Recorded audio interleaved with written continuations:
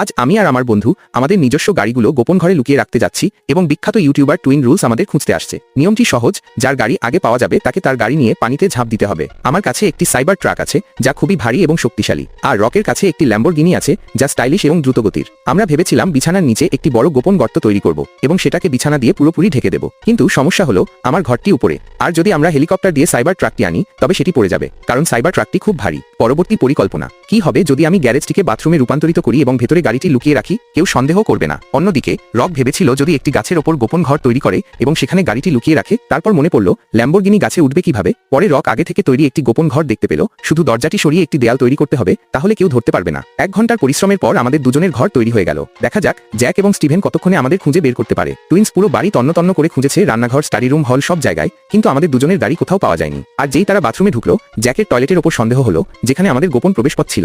Jack যেই টয়লেটের ভেতরে গেল, আমাদের সাইবার ট্রাক